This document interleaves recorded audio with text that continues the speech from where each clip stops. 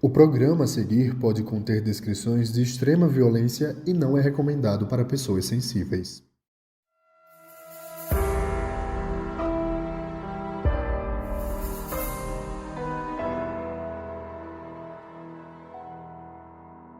Então, primeiro, Daniela, muito bem-vinda aqui ao Modus Operandi, ao nosso podcast. É muito bom quando a gente tem convidados, porque apesar do tema difícil, né, é muito bom poder trocar ideia e tudo mais. Então, a gente queria começar sabendo mais das profissões que você atua, né? Porque além de escritora, que a gente brinca aqui que a gente é escritora porque a gente escreveu uma unidade de livro, você tem vários livros e você é jornalista também. Então, eu queria entender um pouco mais os âmbitos do que você faz. Então, na verdade, eu sou essencialmente jornalista, né? Comecei a minha carreira num jornal diário, onde eu trabalhei em Minas, né, por 23 anos. Mas nos últimos 10 eu estreiei na literatura. E aí eu fiquei um tempo nas duas carreiras, né, no hard news e na literatura, mas as coisas começaram a ficar muito difíceis porque a demanda de um livro é muito grande e também de um jornal diário, no qual eu era repórter especial, também muito grande, e chegou um momento que foi 2019 que eu tive que optar. Eu fiz o Holocausto Brasileiro, Cova 312 e o Todo Dia Mesma Noite trabalhando. Então, assim, foi ficando impossível conciliar as duas coisas, até que em 2019 eu passei a me dedicar 100% à literatura. Mas junto com isso, com essa produção de conteúdo de qualidade, porque esse é o papel do jornalismo de qualidade, também vieram as estreias no audiovisual. Então, eu pude também estrear como documentarista no Holocausto Brasileiro, que foi meu primeiro trabalho. Eu sou filha do papel, então, o audiovisual foi um grande presente, uma grande oportunidade também de contar essa história, as histórias que eu contava de uma outra forma. E é um casamento que vem dando certo, né? Porque a gente teve o Holocausto Brasileiro, agora a gente tem o Todo Dia Mesma Noite adaptado pela Netflix. E como que você decide os temas que você vai investigar? Porque você fala muito, infelizmente, de grandes tragédias, né? De problemas sociais, né? Então, na verdade, eu falo sempre que nem sempre é o jornalista que escolhe as histórias que ele vai contar. Muitas vezes ele é escolhido pelas histórias. Então, assim, por que que eu dou prioridade para um tema em detrimento do outro? Assim, por que que eu não abordo tudo? Né? Porque algumas histórias, elas nascem para mim.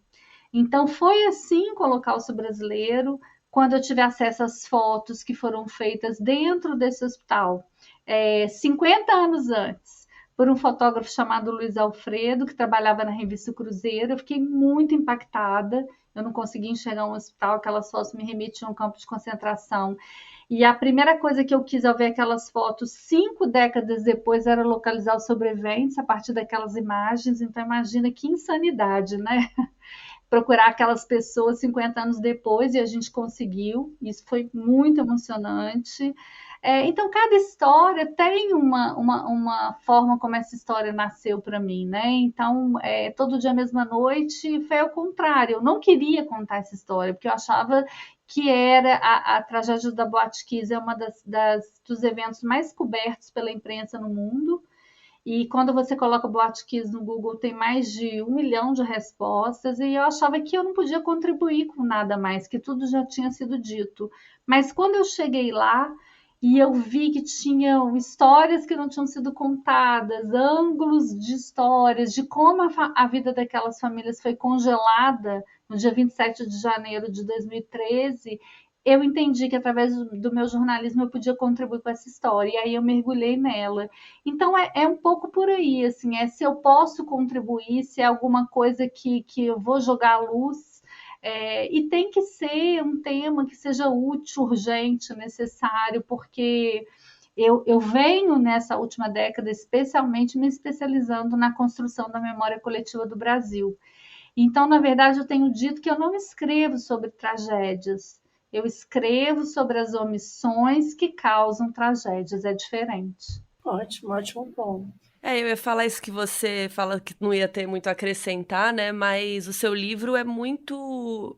é um compilado, né? Porque para escrever esse episódio que a gente fez, era muito difícil compilar as informações, né? E descobrir o que é verdade, porque às vezes você vê numa notícia uma informação, daí 2 dias seguintes você vê em outro portal outra informação, e aí o que tá certo, né?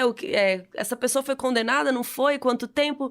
A questão dos bombeiros, por exemplo, foi muito difícil da gente conseguir descobrir exatamente quem foi indiciado, quem foi julgado, quem foi condenado, quem tá com o processo em andamento. É uma confusão, então eu acho que o seu trabalho, só aproveitando para fazer o elogio, que realmente une tudo ali junto e ainda com muita sensibilidade por trazer as histórias das famílias, né?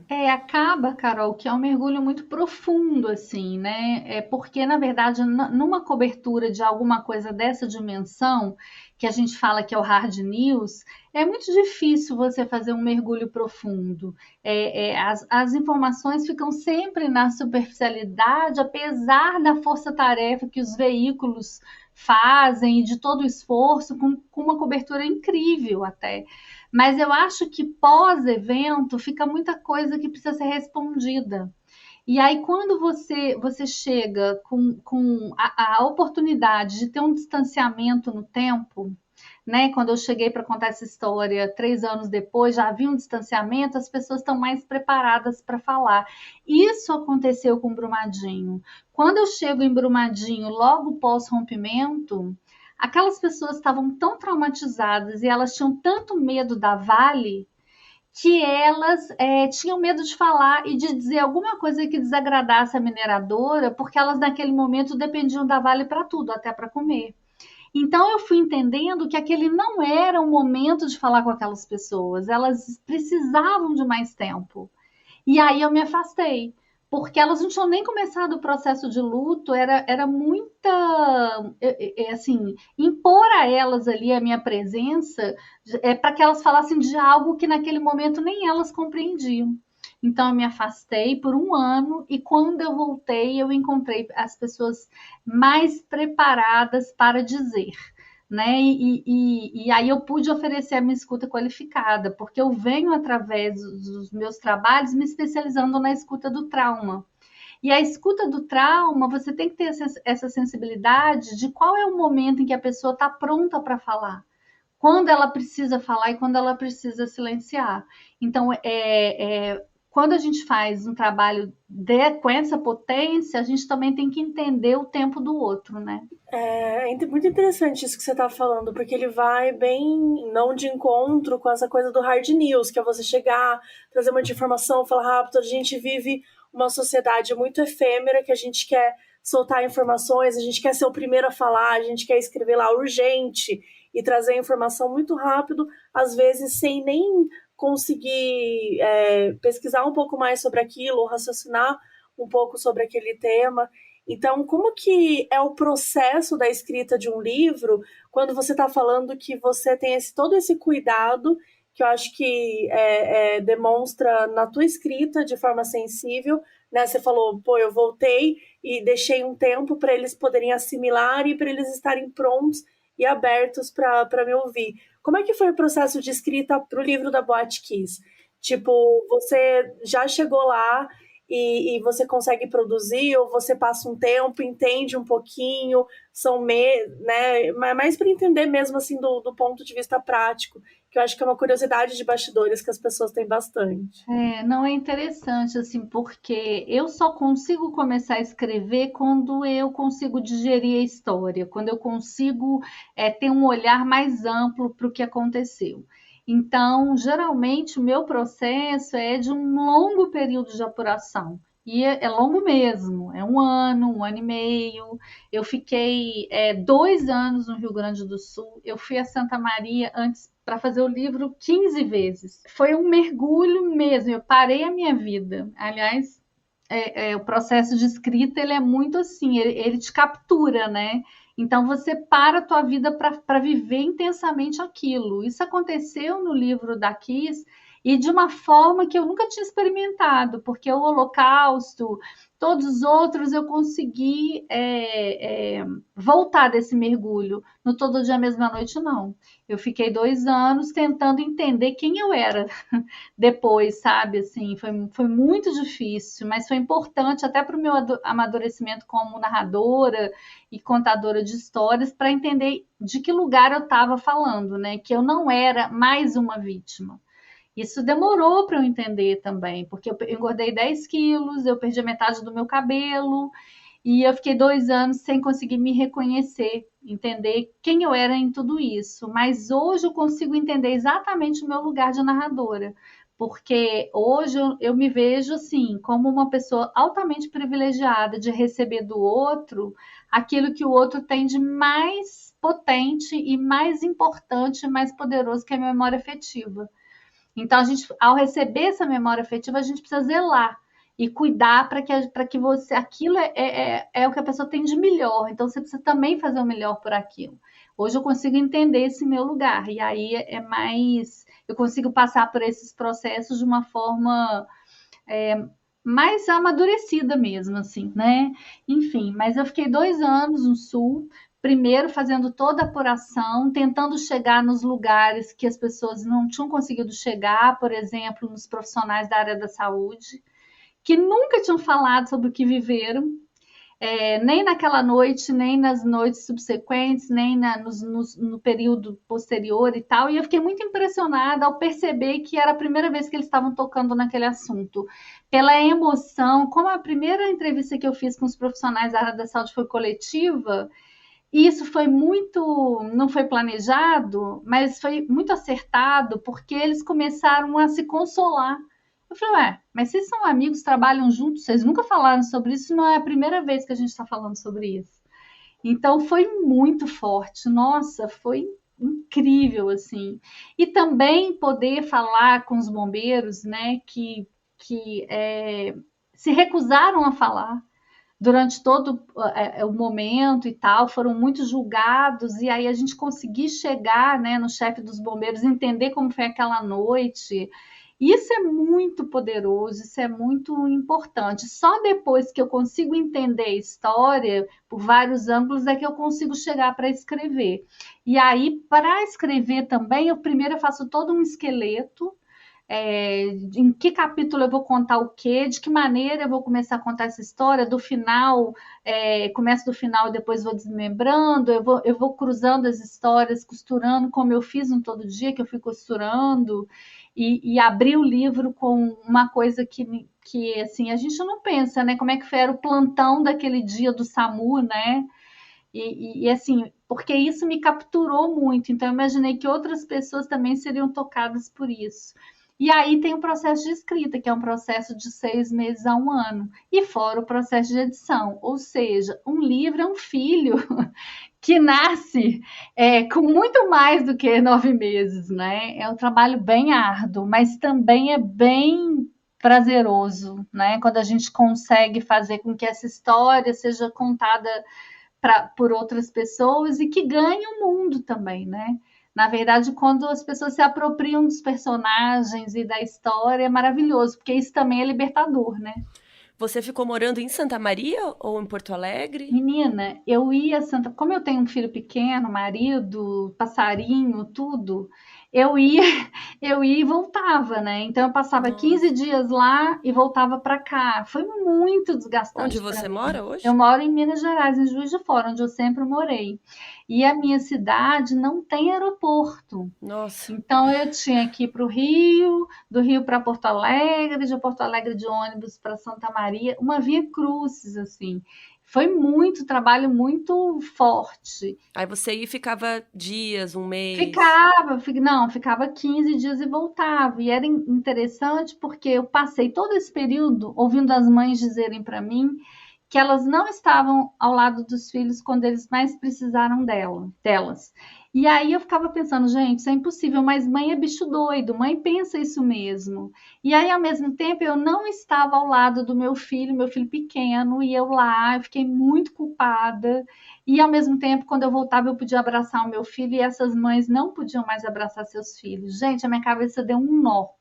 Foi muito doloroso esse processo. Você acha que esse foi o mais pesado que você escreveu? Foi, sem dúvida foi, porque no final das contas, porque eu não tive um afastamento, e é difícil mesmo você contar uma história dessa sem um mergulho muito profundo, né? Eu comecei a viver um luto que nem era meu naquele momento, assim. Então foi muito difícil, porque eu realmente fiquei 2 anos sem me reconhecer, sem entender qual era o meu papel e tudo. Enfim, foi doloroso, muito, mas eu faria tudo de novo. Aí lancei o livro em 2018 e tal, sei lá, não sei, um ano depois, meu filho já com 8 anos, dois, me lembro, ele pediu a pessoa que trabalhava aqui em casa para pegar o Todo Dia, Mesma Noite para levar para a escola, foi em 2019. E aí ele foi abraçado assim no caminho para a escola com o meu livro. E eu falo, eu fico até emocionada. Eu falei assim, "Ô, meu filho, por que você está levando o livro da mamãe para a escola? Porque a gente está estudando desastres naturais. Aí, e na época tinha corrido Brumadinho, eu falei, meu filho, mas isso não foi um desastre natural, foi provocado pelo homem e tal. E a gente começou a conversar, foi a primeira vez que ele falou do orgulho que ele sentia por eu ser mãe dele. Que E, fofo. e que eu era a melhor escritora do mundo. Aí eu falei, durante tanto tempo eu pensei que você ia amar menos a mamãe, porque a mamãe viaja muito. E ele disse, pode viajar tranquila, mamãe, você é a melhor escritora do mundo. Ai, E que aquilo gracinha. foi muito importante, porque foi a primeira vez que eu percebi que ele entendia o que eu estava fazendo e que ele também achava que era importante, sabe? E o que você acha que você mais aprendeu nessas visitas com esses familiares, com esses pais? Eu acho que cada mergulho em cada história é uma baita possibilidade de a gente exercitar empatia, sabe? Da gente se colocar no lugar do outro e da gente entender que a dor do outro é uma coisa tão impressionante, porque a gente pensa assim, não, as pessoas sofrem igualmente, não, cada um tem o seu processo de luto. Entender isso é muito impressionante, como cada um é atravessado por essas perdas, sabe? Então, toda vez que eu saio de uma história como essa, aliás, eu nunca saí, né, de Santa Maria, né, eu tô lá até hoje, assim, mas toda vez que eu termino um processo, eu termino mais fortalecida, com mais compreensão da fragilidade humana, mas também da grandeza, sabe? Eu falo que essas tragédias, elas apresentam pra gente o melhor e o pior do ser humano. É incrível, incrível. E aí a gente conhece tanta gente imensa, imensa, que isso te fortalece. Você fala, meu Deus, olha, é incrível esse processo. A gente sempre conhece gente anônima que é imensa e que te fortalece, né?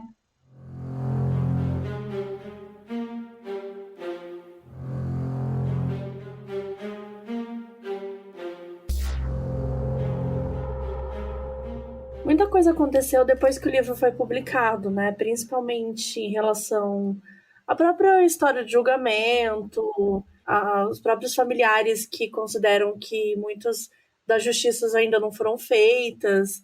Então, se você pretende escrever uma continuação ou não, você acha que o que era para escrever já foi e agora é realmente esperar pela justiça mesmo, assim?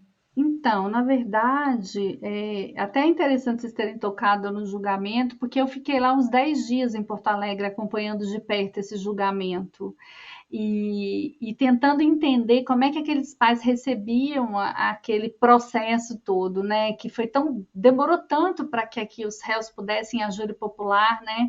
E aí eu fui vendo a cada dia do julgamento como um rito de passagem para eles, né? Era como se aquilo fosse importante, que eles vivessem aquilo para se libertar, não superar, porque pedir superação é uma total falta de empatia com a dor do outro, ainda mais para quem perdeu um filho, né? O livro tem 60 mil palavras e nenhuma que remete ao termo superação. Mas eu fui entendendo o quanto aquilo foi importante para eles. E quando os réus foram condenados, eu percebi que as pessoas voltaram a viver. Então, pais que estavam sem trabalhar e que há quase uma década que conseguiram retomar o mercado de trabalho, pais que se reaproximaram, e 8 meses depois isso foi arrancado desses pais, né? Porque o júri foi anulado. Essa sensação de justiça foi novamente arrancada desses pais. Então, assim, eu não tenho a pretensão de escrever um novo livro. A gente está saindo agora com uma reimpressão que traz o livro para os dias atuais, né, com esses desfechos e principalmente com esse questionamento, né? Como é possível que uma década depois essas famílias ainda não tenham uma resposta? E nesse sentido, a minissérie de ficção da Netflix complementa o livro, porque ela amplifica toda essa luta por justiça, e como o sistema de justiça no Brasil é lento, é injusto, é inoperante. Então passa por todos esses lugares. Eu acho que a minissérie ela vai provocar uma reflexão muito profunda sobre tudo isso e sobre essa cultura de impunidade que fez com que a gente chegasse até aqui sem uma resposta para o massacre de 242 jovens. Aliás, até queria trazer esse assunto com você, porque como a gente faz nossos episódios, cada episódio a gente conta uma história, né? E muita gente acha que o true crime ou ficcionalizar uma história de uma tragédia, de um crime real, de um serial killer, né? Teve agora do Dahmer, por exemplo, que muitas pessoas criticaram, alguns familiares criticam, né? E eu sei a minha resposta, todo mundo aqui que ouve acho que já sabe, mas eu queria saber de você, assim, por que você acha que é importante a gente não só ter, né, o documentário que vai ter lá do Globoplay, mas também ter a ficção da Netflix? Então, essa resposta, quem podia dar com muito mais propriedade do que eu é a Júlia Rezende, que é a diretora-geral da série, que, assim, fez uma direção brilhante, muito sensível, mas o que eu posso te dizer é que a ficção ela nos dá a oportunidade de enxergar coisas que o documentário não dá, porque o documentário parte do fato. Na ficção a gente conseguiu, e para mim também foi um grande presente, a gente conseguiu enxergar esses meninos antes do fato. A gente conseguiu enxergar quem eram esses meninos, quais eram os sonhos, como é que era a relação deles com a família. Então permite um mergulho profundo na intimidade dos personagens, mas mais do que isso, algumas licenças poéticas que a não ficção não permite. Então, para a gente poder narrar essa história. E foi muito emocionante para mim, enquanto narradora, né, de histórias reais, conhecer esses meninos que eu só conhecia pelos olhos dos pais. De repente, eu estava dentro da boate com eles, da boate que foi reconstruída no Rio de Janeiro. Estava dentro da boate, vendo como foi para eles chegar naquela boate, como eles estavam felizes. Se você me perguntar o que foi mais incrível para mim, foi isso. Foi conhecer esses meninos que eu só conhecia pelos olhos dos pais.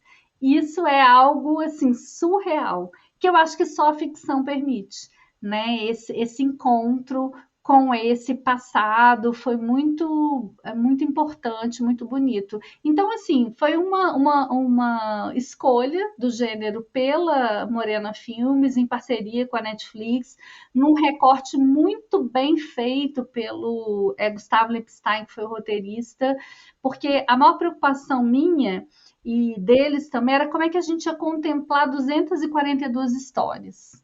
E aí, o recorte da série é exatamente os 4 pais que foram processados pelo Ministério Público. Quando ninguém tinha sido processado, os primeiros a correrem o risco de ser presos eram os pais, que foram processados por difamação, calúnia, porque eles estavam protestando contra a lentidão do Ministério Público, contra decisões que não colocaram todas as pessoas envolvidas no banco dos réus e tal. Então, assim, foi um recorte muito acertado, né? Porque através dos 4 a gente conta essa história e a gente contempla todas as famílias. Eu acho importante também, por esse lado que você falou, que a ficção chega em lugares que o doc não chega tanto no público, né, que tem muita gente que não gosta de assistir documentário, né, não vai atrás, e a ficção chega em muito mais gente, mas também chega nessa coisa da gente ver os personagens, né,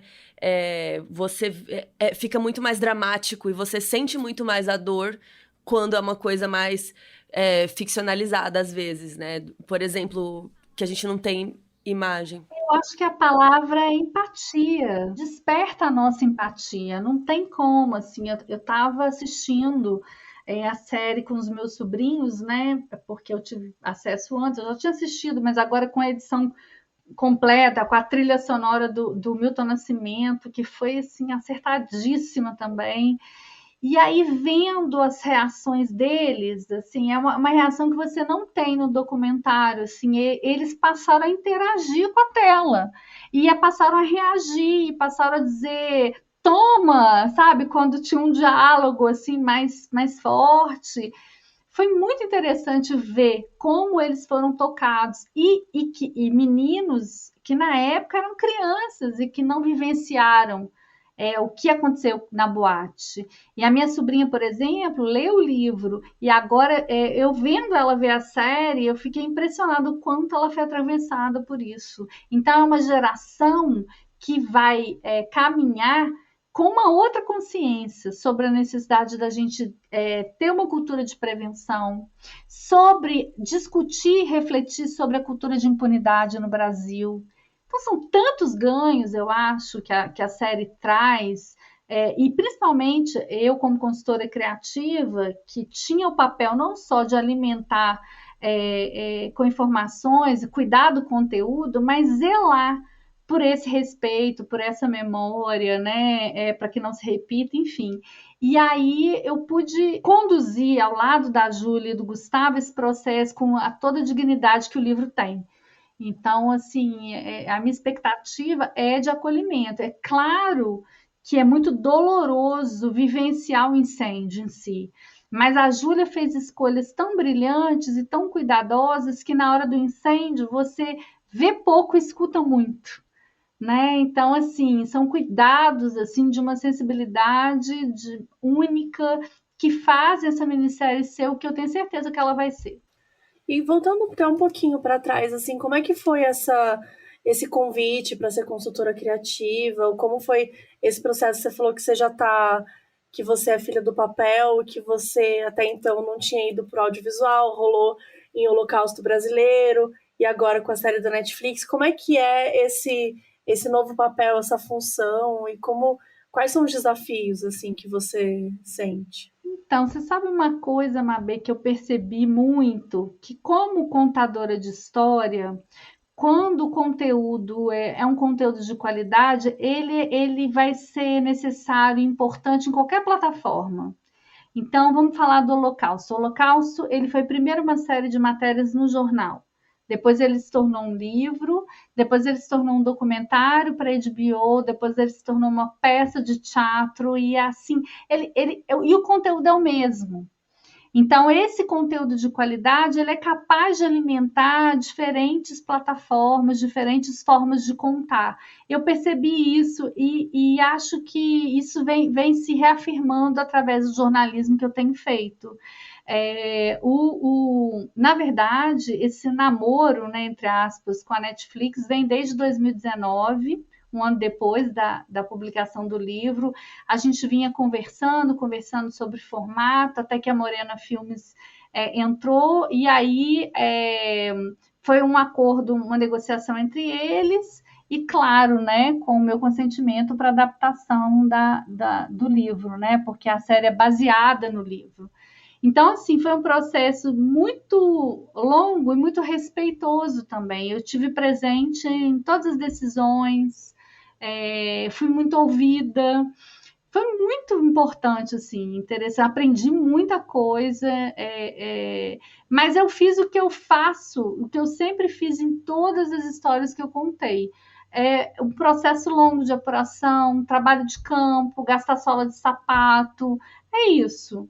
Eu acho que não muda, o que muda é a linguagem, é a forma de contar.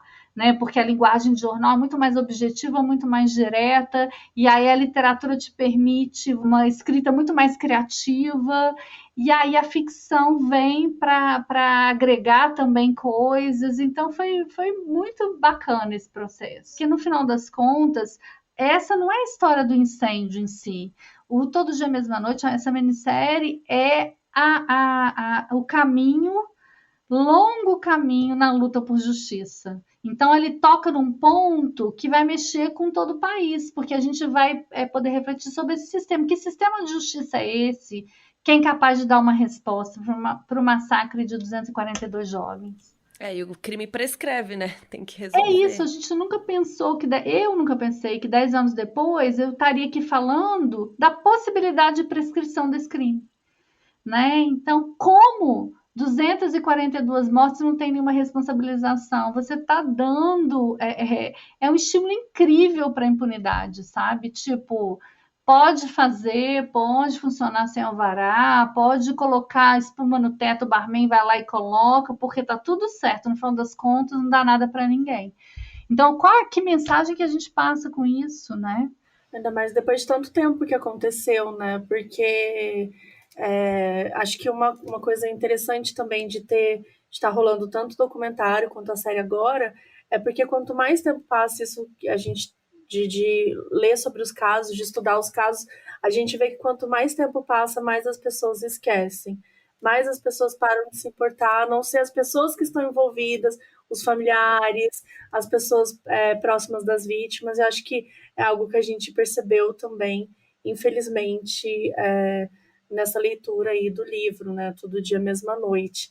No livro O Holocausto Brasileiro, ele, além de várias discussões, uma que foi muito interessante é que ele contribuiu muito para a discussão da saúde mental. O que você espera, assim, da repercussão da série? Eu tenho uma expectativa muito alta. Primeiro, eu espero um acolhimento. Eu acho que as pessoas elas não vão terminar de assistir da mesma forma que começaram. Para mim, aqui em casa, esse final de semana, quando terminou o último episódio, foi difícil levantar do sofá. Eu espero que promova uma profunda reflexão, que desperte verdadeiramente a nossa empatia para o que aconteceu, que faça com que a gente comece a discutir seriamente a prevenção nesse país. Isso é absolutamente ignorado, né? Até hoje, mesmo após a Kiss, que a gente discuta com seriedade a prevenção, que a gente reflita e pressione, reflita sobre o sistema de justiça e pressione esse sistema para que ele seja eficiente, porque a falta de justiça dói tanto quanto a morte, sabe? É como se esses meninos morressem todos os dias. E mais do que isso, essa minissérie, assim como o livro, né, ela tira a gente da nossa zona de conforto. E ela provoca, sim, uma profunda empatia. Eu acho que é isso que as pessoas vão sentir. Empatia, muita dor pelo que aconteceu, mas uma vontade de mudança.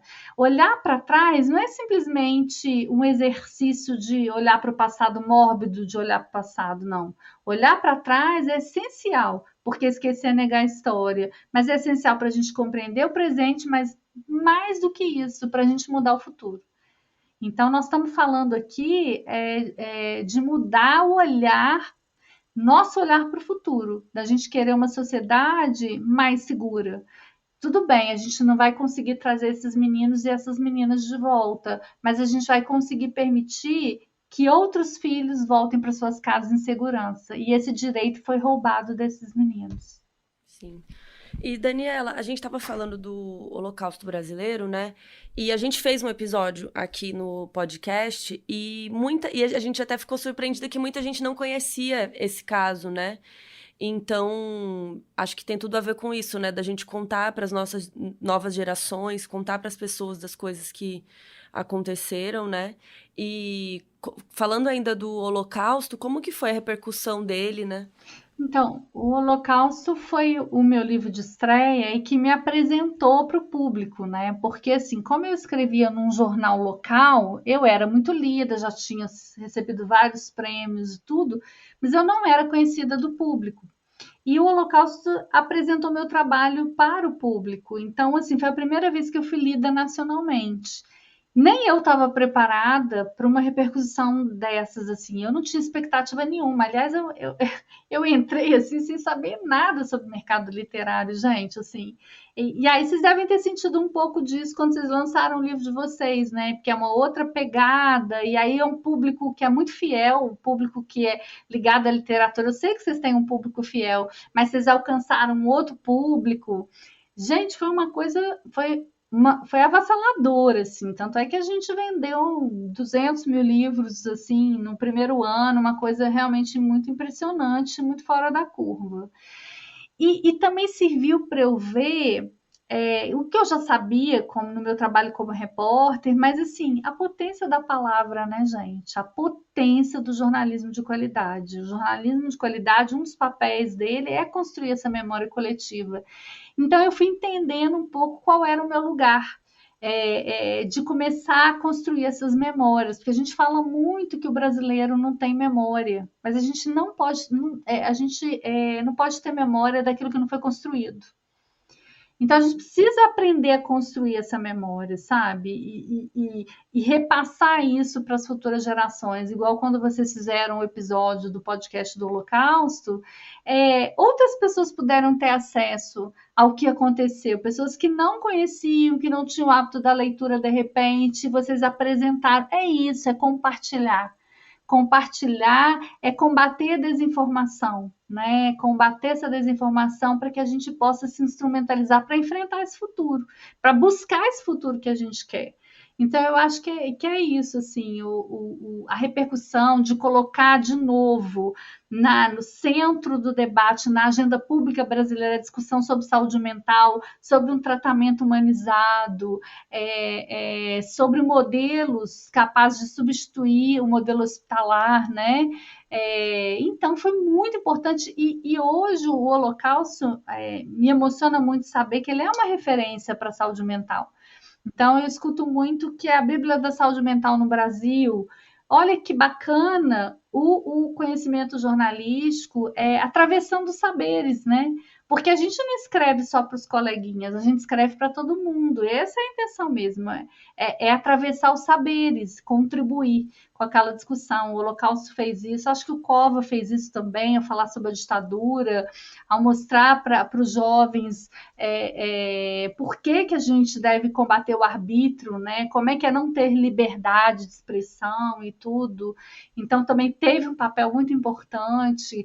E aí veio todo dia, mesma noite, tocando numa ferida, mas de uma forma em que fizesse a gente parar para refletir. Eu acho que é isso. Meu trabalho passa por todos esses lugares, né? Então, de novo, de construção dessa memória coletiva, né? Porque sem memória não há justiça. Memória e justiça caminham juntas.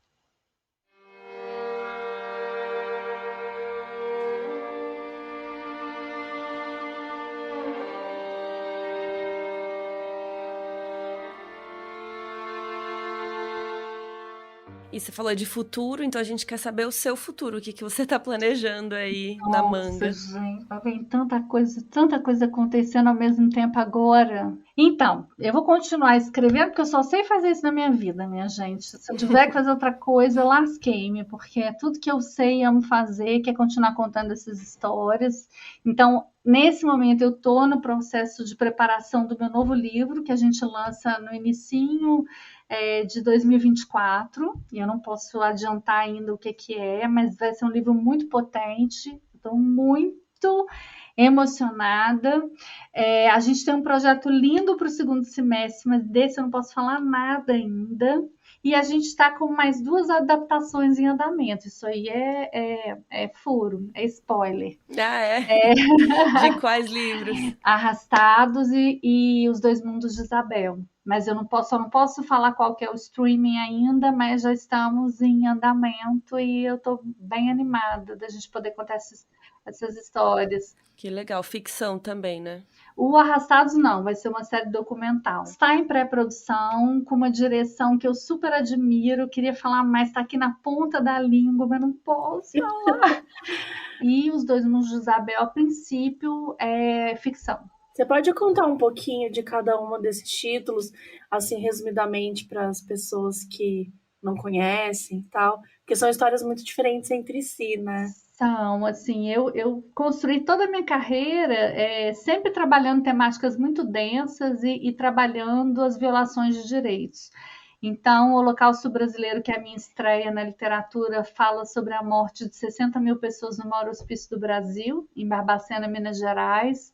Em Cova 312, a gente localiza a sepultura de um militante político que estava desaparecido há 35 anos, e a gente consegue provar que ele foi assassinado pelo Exército, mudando um capítulo da história desse militante. A família foi indenizada, o governo federal mudou a causa da morte a partir da nossa investigação.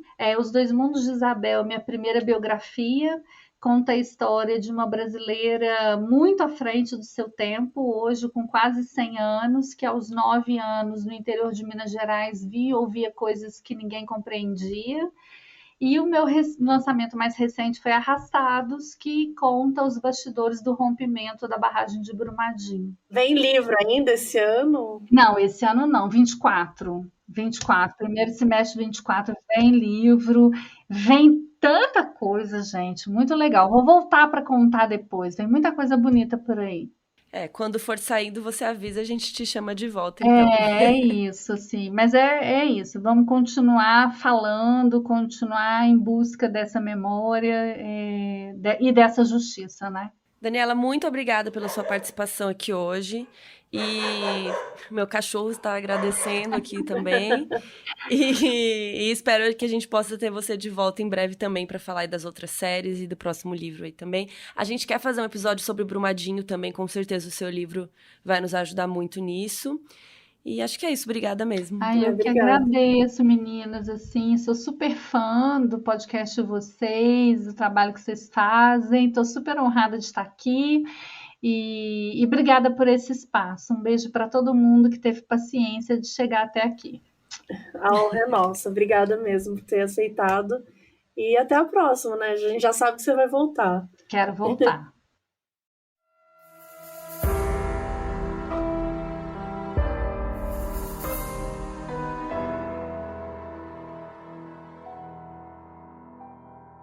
O aviso no início desse episódio foi gravado pelo Ruston Liberato, que é nosso apoiador na Aurelo.